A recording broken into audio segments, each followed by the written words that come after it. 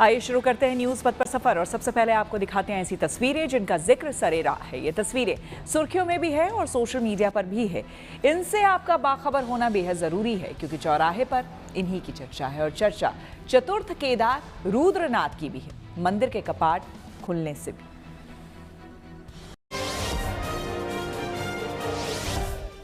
चतुर्थ केदार भगवान रुद्रनाथ मंदिर के कपाट पूरे विधि विधान के साथ खुल गए। पंच केदारों में चतुर्थ केदार भगवान श्री रुद्रनाथ जी की उत्सव डोली रविवार को उत्तराखंड के गोपेश्वर के गोपीनाथ मंदिर से अपने मूल धाम रुद्रनाथ के लिए भव्य शोभा यात्रा के रूप में जब रवाना हुई तो उस वक्त वैदिक मंत्रोच्चार, ढोल दमाओं की गूंज, पारंपरिक वाद्य यंत्रों के स्वर और भारतीय सेना के बैंड की मधुर धुनों के बीच पूरा गोपेश्वर शिव भक्ति से सराबोर था।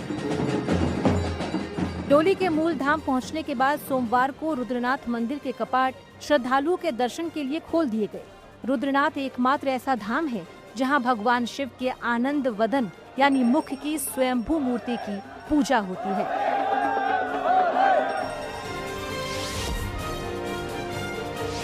सिखों के पवित्र तीर्थ स्थल और दुनिया की सबसे ऊंचाई पर उत्तराखंड में स्थित गुरुद्वारा श्री हेमकुंड साहिब के कपाट खोले जाने की तैयारियां जोर शोर से चल रही हैं।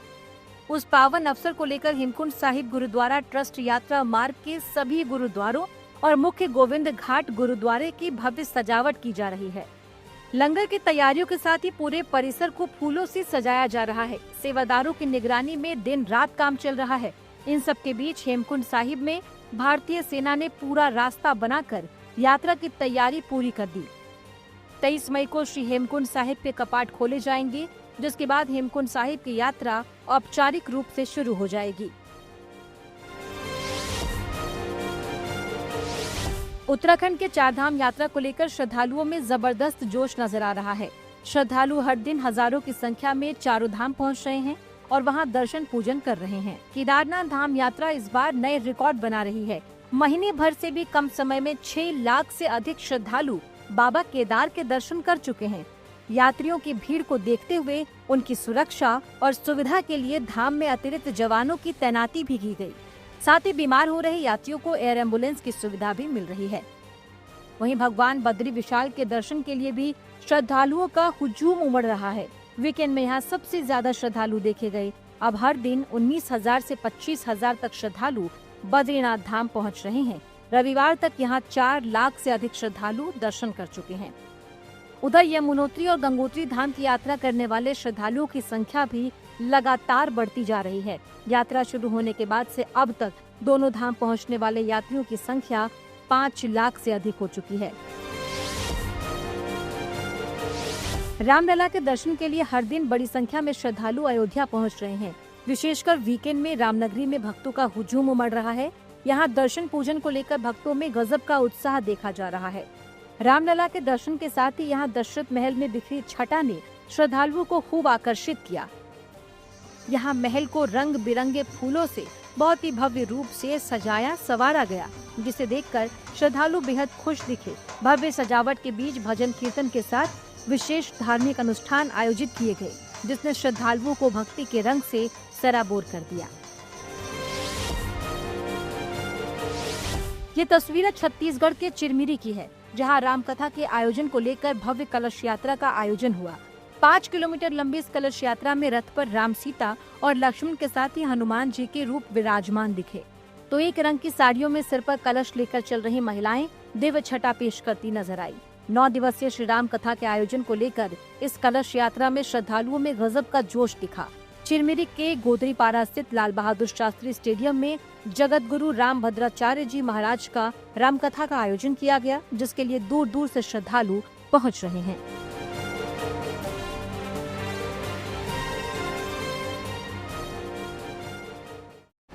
और अब खबर दिल्ली से। दिल्ली में आज से हर सोमवार को होगा मेट्रो डे। ईंधन संकट के बीच सरकार ने पब्लिक ट्रांसपोर्ट को बढ़ावा देने के लिए डीएमआरसी ने मेट्रो के फेरे बढ़ाने का फैसला किया है। अब हर सोमवार को 6 अतिरिक्त ट्रेनें पटरी पर उतरेंगी। इनकी मदद से मेट्रो सोमवार को 24 ज्यादा चक्कर लगाएगी। और अगर आने वाले दिनों में यात्रियों की मांग और बढ़ती है तो हफ्ते के बाकी दिनों में भी मेट्रो की ऐसी ही अतिरिक्त सेवाएं जोड़ी जा सकती है।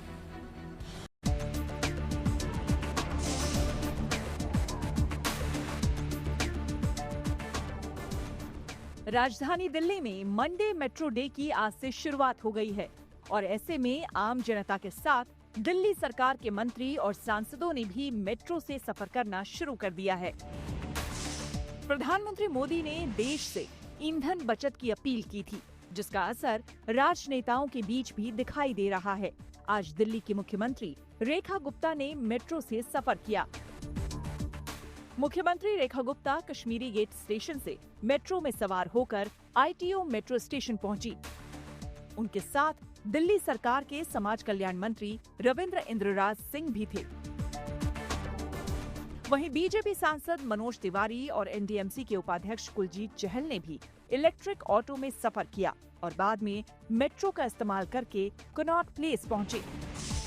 तरीके से मंडे मेट्रो डे की शुरुआत हुई है, तो हम इस वक्त राजीव चौक मेट्रो स्टेशन में और आप देख सकते हैं कि बीजेपी सांसद आपको मनोज तिवारी भी आगे नजर आ जाएंगे, कुलजीत सिंह चहल भी नजर आ जाएंगे कि किस तरीके से आज वो दोनों एक साथ मेट्रो से सफर करते हुए जो है राजीव चौक स्टेशन से बाहर आ रहे हैं।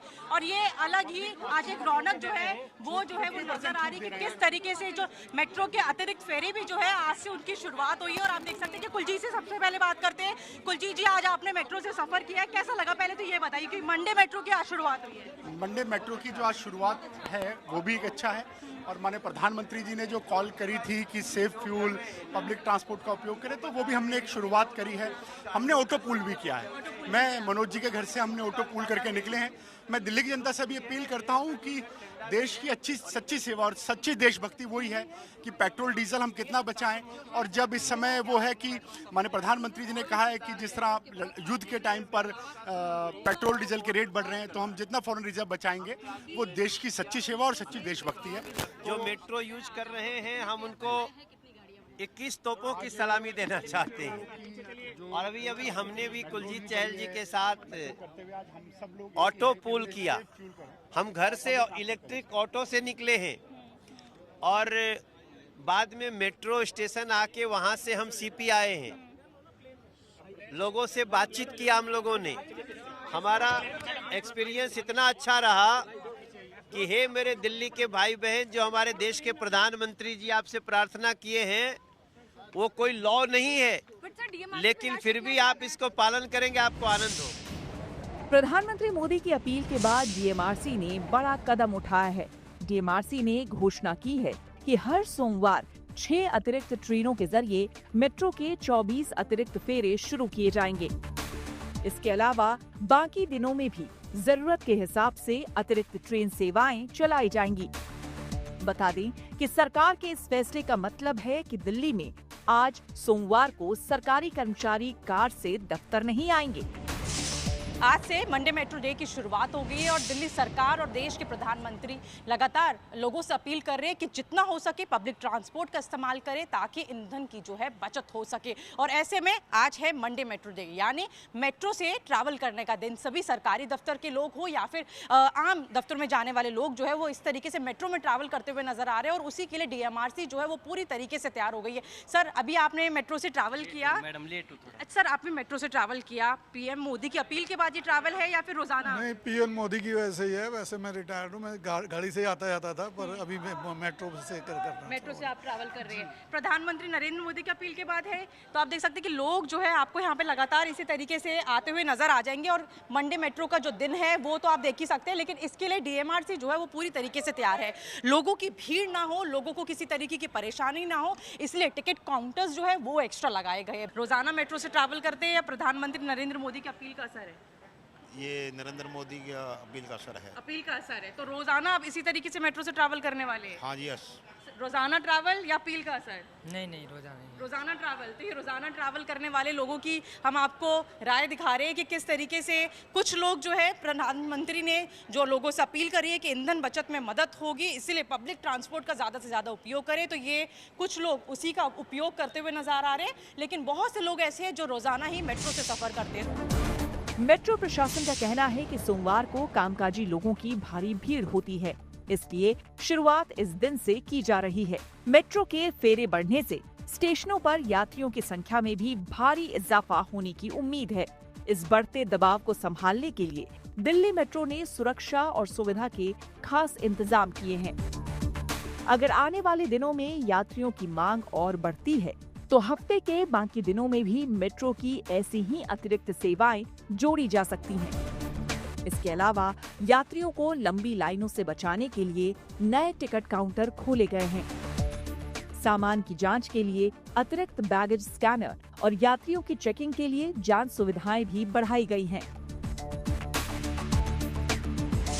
अभी आप सफर कर आए तो ये प्रधानमंत्री नरेंद्र मोदी की अपील के बाद आप लोगों ने सफर किया है या रोजाना ही आप सफर करते हैं? मैम रोजाना यहीं से सफर करते हैं, मेट्रो से ही। अच्छा, रोजाना है। आप बताइए। Regular ma'am. रेगुलर हो, ऐसा कुछ नहीं कि अपील के कारण? नो मैम, गर्मी में तो मेट्रो से ही करते हैं। अच्छा, गर्मी से मेट्रो से। सर आप बताइए, रोजाना या फिर अपील के बाद? रोजाना जाते हैं। अच्छा, रोजाना ही होते हैं। मतलब ये है कि ईंधन की बचत हो तो रोज हो, या फिर कि टाइम बचाता है ये इसलिए? टाइम भी बचाता है, ईंधन भी बचाता है, इसीलिए रोजाना। तो ये तो रोजाना मेट्रो से ट्रैवल करने वाले लोग हैं, इनसे जानते हैं। सर आपने मेट्रो से ट्रैवल कर आए हैं आप अभी? जी, मैं मेट्रो से ट्रैवल करके आया हूँ। तो रोजाना करते हैं या फिर पीएम मोदी की अपील के बाद? नहीं, वैसे मैं बाइक से ही आता हूँ, लेकिन प्रधानमंत्री साहब ने बोला है तो अब उनका अपील उन्होंने की है तो मानना ही पड़ेगा। अगर देश के हित के लिए बात है तो। आप बताइए सर, मेट्रो से ट्रैवल कर आए अभी आप? नहीं जी, बस से करके आए हम। बस से ट्रैवल, इलेक्ट्रिक बस से ट्रैवल कर आए, ये बताइए। हाँ जी, हाँ जी, हाँ जी। अच्छा सर, तब भी आप लोगों ने जो है पब्लिक ट्रांसपोर्ट का इस्तेमाल कर रहे हैं, ना कि अपनी बाइक या कार? जी बिल्कुल बिल्कुल। तो प्रधानमंत्री नरेंद्र मोदी की अपील के बाद या फिर वैसे ही आपका? अपील के बाद है, स्पेशली अपील के बाद है। हाँ जी। तो आप देख सकते हैं कि लोग जो है प्रधानमंत्री नरेंद्र मोदी की अपील के बाद ट्रैवल कर रहे हैं। आप मेट्रो से ट्रैवल कर आए अभी? Yes yes yes, metro. तो अपील का असर है या फिर रोजाना ट्रैवल करते हैं? नहीं, अपील का असर है, क्योंकि कंपनी ने तो गाड़ी प्रोवाइड कराया, लेकिन सर ने बोला स्कूटी से ना जाके तुम मेट्रो से ही यूज करो। अच्छा। तो बेटर है। तो मेरा काम वही बिजनेस डेवलपमेंट का ही कंपनी के लिए, तो वही वर्क कर। तो रोजाना ऐसे ही ट्रैवल करना है? हाँ, अब तो ऐसे ही करना है।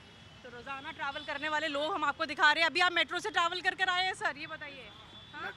मेट्रो से ट्रैवल करा है। अपील का असर है या फिर रोजाना? देश में पूरे में असर है इसका। अच्छा। ज़्यादा नहीं कि पेट्रोल डीजल से बच सके, और अभी ज़्यादा लोग बस में इलेक्ट्रिकल गाड़ी से ही सफ़र कर रहे हैं। Thank you. तो ये अपील का असर भी मानते हैं, और रोजाना भी बहुत सारे लोग जो है इसी तरीके से मेट्रो का इस्तेमाल करते हैं, क्योंकि टाइम भी बचता है। गर्मी का समय है तो एसी भी जो है लोग जो है ठंडे में जो है ट्रैवल करना चाहते हैं ताकि गर्मी से बचाव हो सके। तो आज से मंडे मेट्रो की शुरुआत होगी, लेकिन अगर मैं मेट्रो के अंदर की बात करूँ तो रोजाना के मुकाबले थोड़ी कम भीड़ देखी जा रही है, क्योंकि मेट्रो जो है वो एक्स्ट्रा ट्रिप्स आज मार रही है, और साथ ही साथ मंडे मेट्रो को देखते हुए 6 एक्स्ट्रा मेट्रो की शुरुआत की गई। दिल्ली सरकार ईंधन बचाने के लिए बड़े कदम उठा रही है।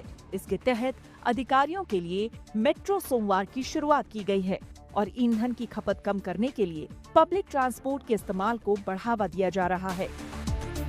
इन मुख्य उपायों में कर्मचारियों के लिए हफ्ते में 2 दिन वर्क फ्रॉम होम यानी घर से काम की सुविधा, सरकारी कामों के लिए मिलने वाले ईंधन के कोटे में 20% की कटौती और मेट्रो या इलेक्ट्रिक वाहनों के इस्तेमाल पर जोर देना भी शामिल है।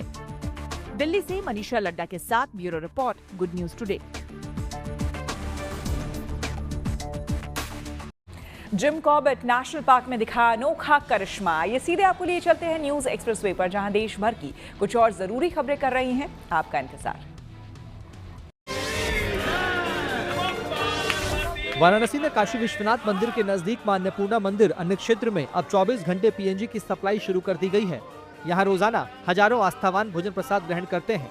एक वक्त तो नौबत ये हो गई थी कि एलपीजी संकट से अन्य क्षेत्र की दोनों यूनिट को बंद करना पड़ा था।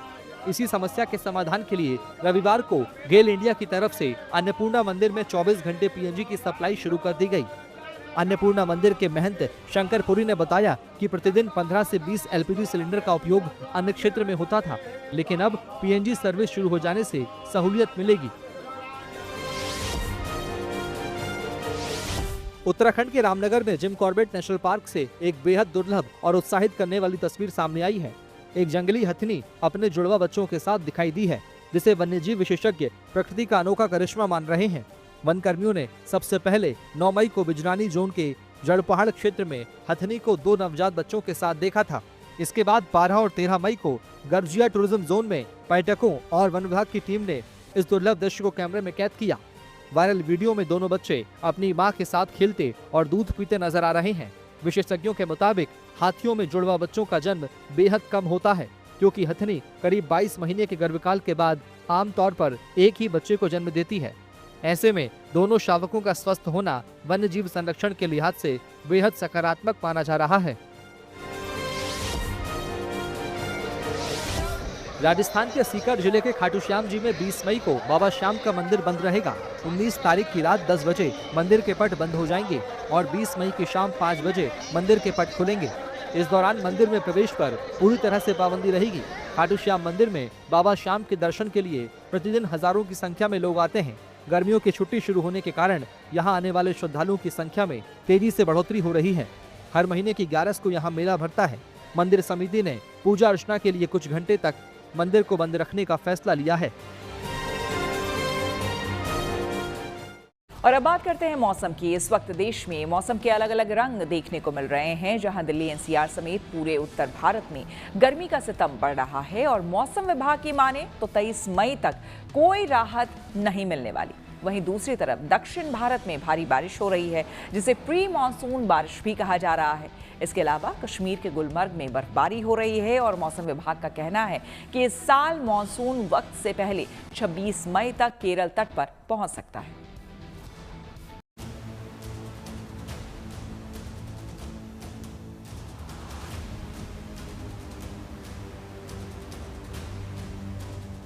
दिल्ली समेत पूरे उत्तर भारत में गर्मी का सितम देखने को मिल रहा है। आसमान से आग बरस रही है, जिससे दिन में सड़कों पर यातायात काफी कम हुआ है। यानी गर्मी और लू ने लोगों का घरों से निकलना मुश्किल कर दिया है। राजधानी दिल्ली में आने वाले दिनों में गर्मी और ज्यादा बढ़ने वाली है। मौसम विभाग के मुताबिक अगले 3 दिनों में अधिकतम और न्यूनतम तापमान में 2 से 3 डिग्री सेल्सियस तक की बढ़ोतरी हो सकती है। दिल्ली में फिलहाल बारिश की कोई संभावना नहीं है, जिससे गर्म हवाएं लोगों की परेशानी बढ़ाएगी। देखिए, दिल्ली का मौसम खासकर यदि हम बात करें, जो हॉट वेदर सीजन है और प्री मानसून सीजन और मई का महीना है, तो ऐसे सीजन में बदलाव अक्सर तेजी से होते हैं और खासकर आफ्टरनून जो होता है उसमें यदि हीटिंग ज़्यादा हो जाए और खासकर उसी समय कहीं से नमी भी आ जाए तो आपके थंडरस्टॉर्म हो जाता है।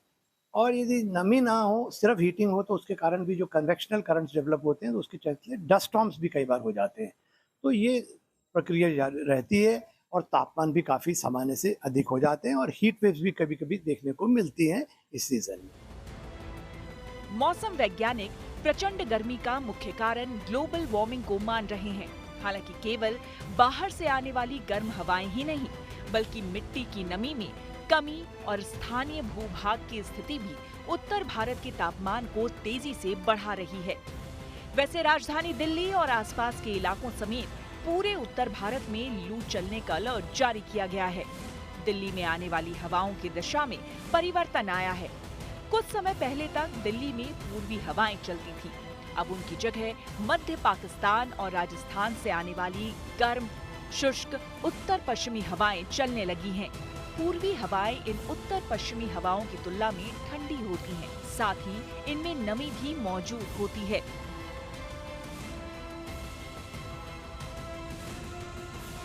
मौसम विज्ञान विभाग ने पंजाब, हरियाणा और चंडीगढ़ में हीट वेव को देखते हुए येलो अलर्ट जारी किया है। यहाँ का तापमान 45 डिग्री तक पहुँच सकता है और इसका सबसे ज्यादा असर दक्षिण पश्चिम पंजाब और हरियाणा पर पड़ने वाला है। वहीं पर्यटकों की पसंदीदा जगह चंडीगढ़ की सुखना लेक दोपहर के समय पूरी तरह सूनी नजर आ रही है। सुखना लेक पे, जो कि आइकॉनिक लेक है चंडीगढ़ का, लेकिन यहाँ पे सन्नाटा पसरा हुआ है। अगर आप देख रहे हैं इस तरफ, क्योंकि भरी धूप है, 40 के पार पहुंच चुका है पारा, यानी गर्मी बढ़ रही है। येलो अलर्ट है पंजाब और हरियाणा और चंडीगढ़ में इस वक्त। लेकिन कुछ लोग जरूर हिम्मत लगाकर यहाँ पर पहुंचे, उन्हीं से बात करते हैं। ये बताइए, गर्मी बहुत ज्यादा हो रही है, तो किस तरह के एहतियात आप लोग ले रहे हैं और कहीं छुट्टी पे आने जाने का, क्योंकि अब तो मोदी जी ने ये भी कहा है कि फॉरेन वेकेशन नहीं करें, तो क्या आप लोगों ने मन विचार बनाया है? गर्मी ना बहुत हुई पड़ी है, इस करके हम हिमाचल घूमने गए। उधर ठंड है, वेदर गर्मी कम है, इसलिए हम आते देखा और इधर तो वेदर बहुत ज्यादा हाई है, इस करके इधर तो आने का लग नहीं रहा। वापस जाने का मन कर रहा है? हाँ, हिमाचल वापस जाने का मन कर रहा है घूमने का। गर्मी तो घनी हो रही जी। आप तो हरियाणे से हैं जी, सोनीपत ओड़ा आए थे जी। आप हाईकोर्ट में तारीख थी अपनी, तो ओड़ा ज्यादा गर्मी है जी, घनी गर्मी हो रही है। मौसम विभाग ने अगले कुछ दिनों तक राहत न मिलने की चेतावनी दी है। आगे टेम्परेचर और बढ़ेंगे क्योंकि हाईएस्ट टेम्परेचर पंजाब में 43 बठिंडा का पिछले 24 आवर्स में रिकॉर्ड किया गया। इसी तरह से हरियाणा के अगर देखेंगे तो वेस्टर्न पार्ट हरियाणा में भी यहाँ पे टेम्परेचर जो है सिरसा का हाईएस्ट है। तो स्थिति ये है कि आने वाले 4 से 5 दिन में 45 के आसपास टेम्परेचर चले जाएंगे और लू की स्थिति बनेगी कई जिलों में। और उसमें मुख्य तौर पर जो जिले रहेंगे वो मैं आपको बताना चाहूंगा, हरियाणा में साउथ वेस्ट हरियाणा और पंजाब में भी ये जो है आपका वेस्टर्न पंजाब, जिसमें आपका बठिंडा, फिरोजपुर, फाजिल्का, मुक्तसर और एडजॉइनिंग जिले रहेंगे। रूटीन से काम करें। दिन के समय थोड़ा एक्सपोज कम होना है क्योंकि जो फार्मिंग एरियाज है वहाँ पे काफी खुले खेत होते हैं, तो वहाँ पे थोड़ा सा प्रिकॉशन लेने की जरूरत। अदरवाइज एज सच कोई बड़ा सीवियरिटी नहीं होगा, लेकिन ये जरूर है कि अब 5 से 7 दिन जो है जनरली ड्राई वेदर है जिसमें लू की चलने की स्थिति आएगी। गुजरात में अहमदाबाद के स्टैच्यू ऑफ यूनिटी के जंगल सफारी में जानवरों और पक्षियों को गर्मी से बचाने के लिए एयर कूलर, एसी और पंखे लगाए गए हैं। कुछ केज में खास स्प्रिंकलर लगाए जा रहे हैं और लगातार पानी का स्प्रे किया जा रहा है, जिससे जानवरों और पक्षियों को गर्मी से राहत मिल रही है। यहाँ 100 प्रजातियों के करीब 1500 जानवरों और पक्षियों को परिवार के सदस्यों की तरह रखा जाता है। गर्मी से बचाने के लिए हर प्रजाति के जानवरों और पक्षियों के लिए एक खास डाइट प्लान के तहत खाने का इंतजाम किया जा रहा है।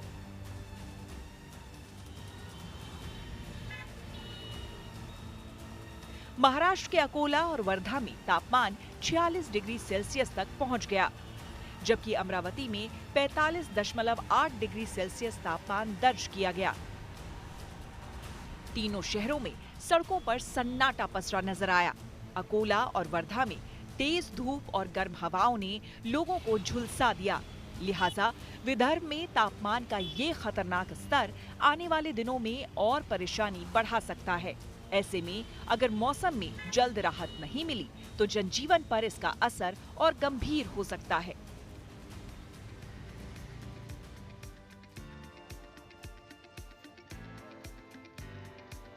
वहीं देश के तमाम इलाकों में तेज गर्मी है, लेकिन कश्मीर के गुलमर्ग में अलग ही माहौल है। चारों ओर बर्फ से ढकी वादियां इन दिनों देश भर के सैलानियों का स्वागत कर रही हैं। मैदानी इलाकों में बढ़ते तापमान से राहत पाने के लिए हजारों सैलानी इन दिनों कश्मीर का रुख कर रहे हैं।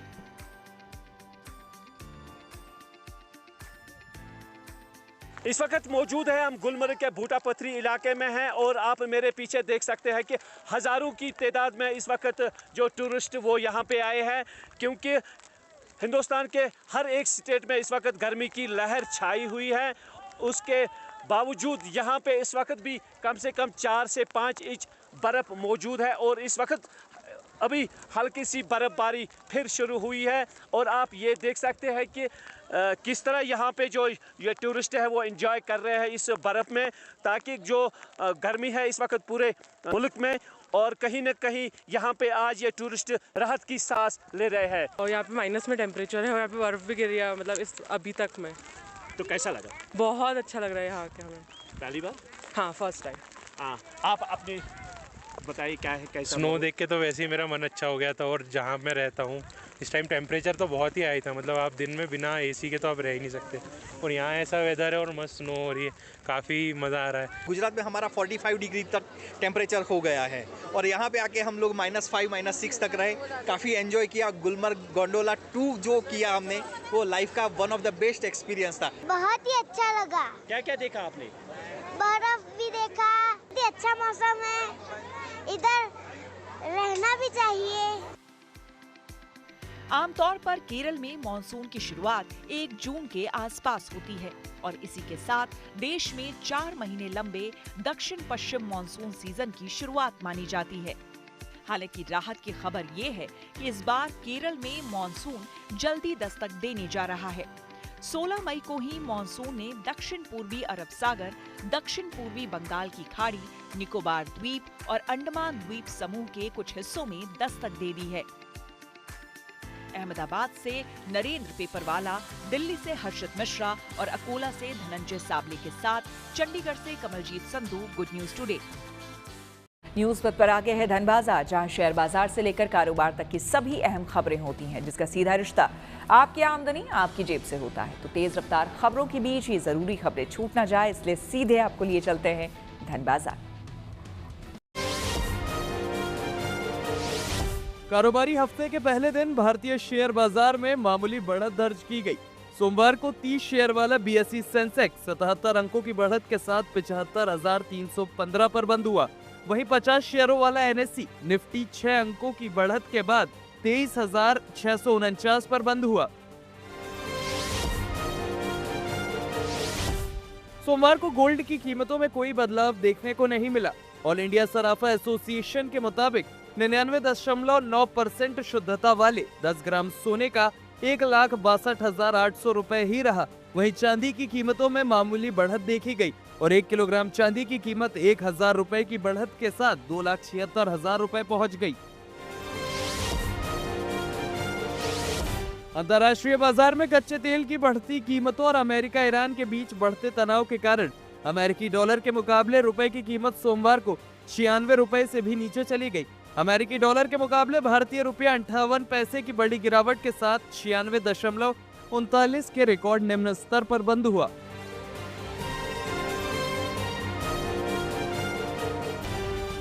न्यूज पथ के सफर में अब सोशल अड्डा का रुख करते हैं, जहां आज बात होगी दिल्ली के इस्कॉन मंदिर की ओर से भक्तों से की गई एक विशेष पहल की। आपको बता दें, प्रधानमंत्री मोदी ने जहां देश हित में लोगों से सोना चांदी अभी खरीदने से मना किया है, वहीं इस्कॉन मंदिर ने ऐसे भक्तों से अपील की है कि जो सोना चांदी मंदिरों में दान करते हैं। दिल्ली के द्वारका में इस्कॉन मंदिर की ओर से कहा गया है कि जो भक्त भगवान की सेवा में सोना चांदी अर्पित करना चाहते हैं, वो नई खरीदारी करने के बजाय अपने घर में मौजूद सोना चांदी दान कर सकते हैं। हमारे सहयोगी मनीष चौरसिया ने मंदिर की पहल को लेकर लोगों से बात की और उनकी राय जानी। प्रधानमंत्री ने देशवासियों से अपील की है कि वो अनावश्यक सोने चांदी की खरीद ना करें। देश के मंदिर भी अब प्रधानमंत्री की इस अपील को एक मुहिम की तरह ले रहे हैं, उसका हिस्सा बन रहे हैं। हम मौजूद हैं इस वक्त दिल्ली के द्वारका में इस्कॉन मंदिर में, और इस्कॉन द्वारका ने लोगों से अपील की है कि प्रधानमंत्री की अपील को माने, और अगर आप मंदिर में चांदी या सोना दान करना चाहते हैं, प्रभु को चढ़ाना चाहते हैं, भेंट करना चाहते हैं, तो बजाय इसके कि आप नया सोना या चांदी खरीदें, आप आपके घर में जो पहले से चांदी या सोना रखा हुआ है उसको लेकर आएँ और प्रभु को उसे अर्पण करें। इसका बहुत बड़ा असर भी हो रहा है। तमाम सारे लोग यहाँ पहुँच रहे हैं, श्रद्धालु, इनके हाथों में आप तमाम तरह की चीज़ें देख रहे हैं। ये अपने घर से लेकर आए हैं, चांदी का एक सिक्का है और ये प्रभु को आज गिफ्ट कर देंगे। इसके अलावा बहुत सारे लोग पहले से ही इस अपील के बाद से जुड़े हैं और इस तरह की चीज़ें आप देखिए वो लगातार मंदिर को दे रहे हैं। मैं 2 चांदी के सिक्के लेके आया हूँ जो मेरी दादी ने मेरी पत्नी को मुंह दिखाई में दिए थे।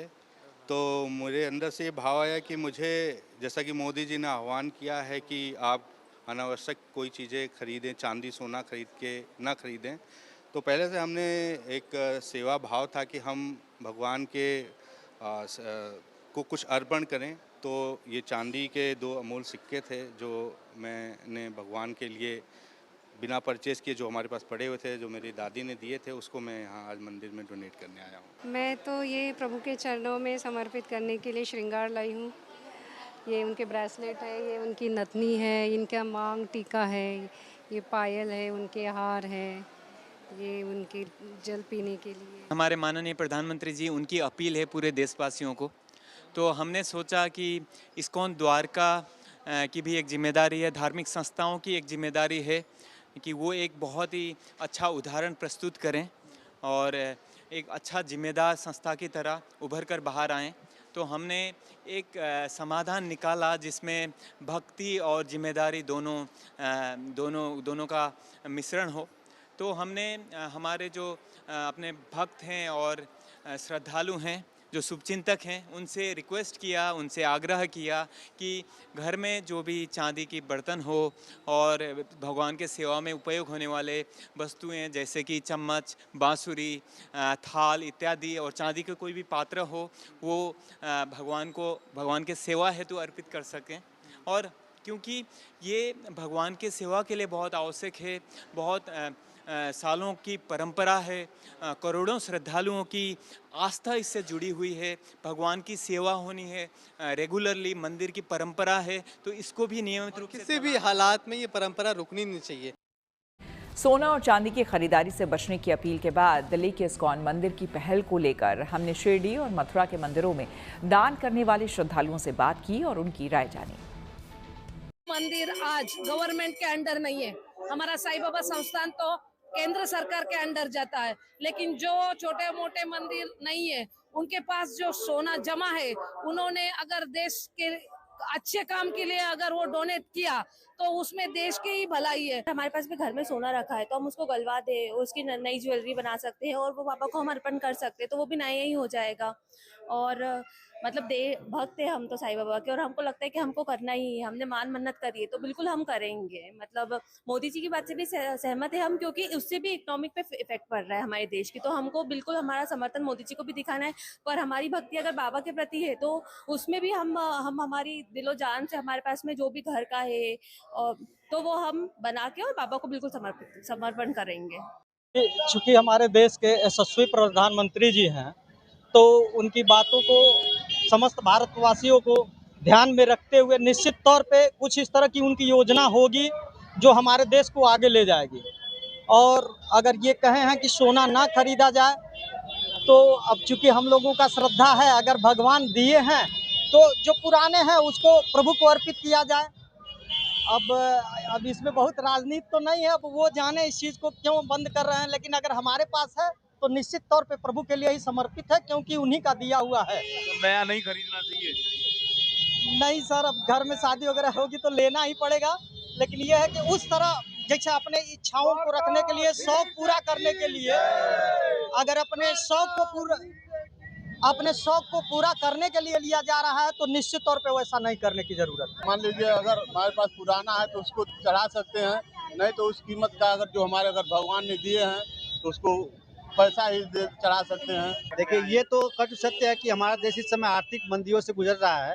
ठीक है, हमारे आर्थिक स्थिति ठीक नहीं है और सोने का भाव काफ़ी बढ़ा हुआ है। वो हमारे देश के प्रधानमंत्री हैं, अगर उन्होंने हमें सुझाव दिया है तो हमें ये फॉलो करना चाहिए। हो सकता है परिस्थिति आगे चल के सुधर जाए, हमारी आर्थिक स्थिति अच्छी हो जाए तो फिर हमें खरीदने में कोई हिचकिचाहट नहीं होगी। मंदिर वाले भी कह रहे हैं कि आपके पास पुराना सोना है तो उसे ही चढ़ाएं, नया सोना ना चढ़ाएं। नहीं, अगर हमारे पास है तो चढ़ाने में कोई दिक्कत नहीं है, नहीं है तो खरीद के ना चढ़ाए तो ये बेटर है हमारे लिए। अधिक मास की शुरुआत हो चुकी है। इसके चलते आधा जून तक शादी विवाह जैसे शुभ कार्य भले ही नहीं हो पाएंगे, लेकिन इस दौरान पूजा पाठ का बहुत अधिक महत्व माना जाता है। इसलिए अधिक मास की शुरुआत पर महाराष्ट्र के अमरावती के मंदिर में श्रद्धालुओं की भीड़ जुटी रही। यूपी के झांसी में तो अधिक मास शुरू होने पर भव्य नौका विहार महोत्सव का आयोजन किया गया। देखिए अधिक मास से जुड़ी ये रिपोर्ट।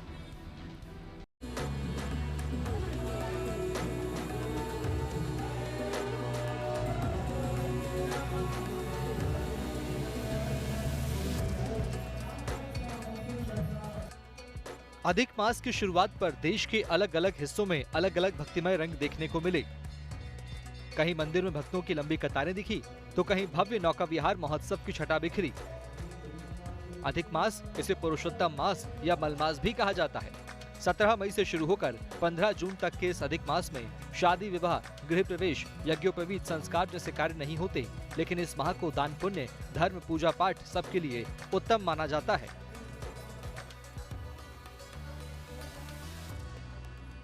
इन मान्यताओं के चलते अधिक मास के पहले दिन महाराष्ट्र के अमरावती के अंबा मंदिर में श्रद्धालुओं की भीड़ उमड़ पड़ी। दर्शन पूजन के लिए लंबी लंबी कतारें लग गई। पूरा मंदिर परिसर माता रानी के जयकारों से गूंज उठा और भक्त पूरे भक्ति भाव से पूजा अर्चना करते दिखे। अमरावती की जो अंबा माता है, जो विदर्भ की जिसे कुलस्वामिनी कहा जाता है, उस अंबा माता मंदिर में आप देख सकते हो कि यहाँ पर भक्तों की अधिक मास और जिसे पुरुषोत्तम मास भी कहते हैं, उसके चलते जो है भक्तों की बड़ी भीड़ यहाँ पर नजर आ रही है। इस पुरुषोत्तम मास में भगवान के चरणों में लीन होना, उनकी आराधना साधना करना, यही भक्तों का सबसे बड़ा काम होता है। पूरे पुरुषोत्तम मास और अधिक मास में जो है भक्तों की जो कतार है वो अब अगले कुछ दिनों में बढ़ती रहेगी। हिंदू कैलेंडर के अनुसार जब वर्ष में 12 की जगह 13 महीने पड़ते हैं तो अतिरिक्त माह होने के चलते ही इसे अधिक मास कहा जाता है, जो भगवान विष्णु को समर्पित होता है। इसे आध्यात्मिक साधना के लिए बहुत पवित्र माना जाता है।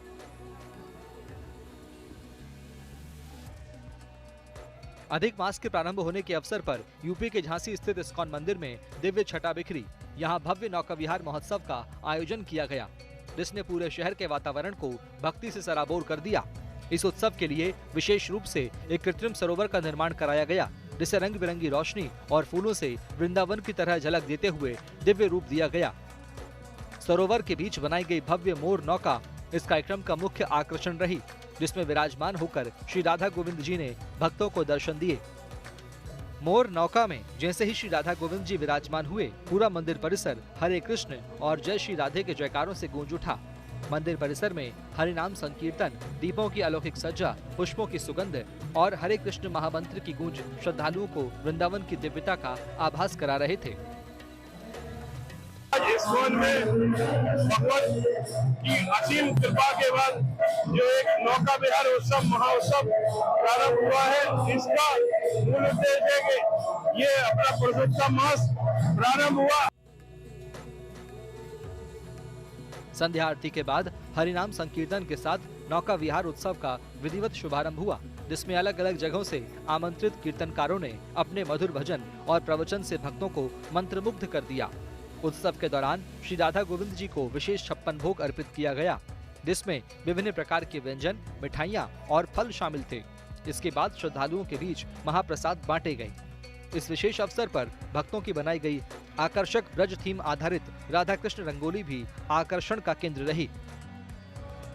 अमरावती से धनंजय साबले और झांसी से अजय झा के साथ bureau report, good news today. NSG जवानों से महेंद्र सिंह धोनी की मजेदार बात। इसके साथ ही खेल जगत से जुड़ी कुछ और इंटरेस्टिंग खबरों को जानने के लिए आइए सीधे चले खेल चक्कर। टीम इंडिया के पूर्व कप्तान महेंद्र सिंह धोनी का चेन्नई में national security guard regional hub के दौरे में एक अलग ही अंदाज दिखाई दिया। वहां उन्होंने जवानों के साथ समय बिताने के साथ शूटिंग की प्रैक्टिस करते नजर आए।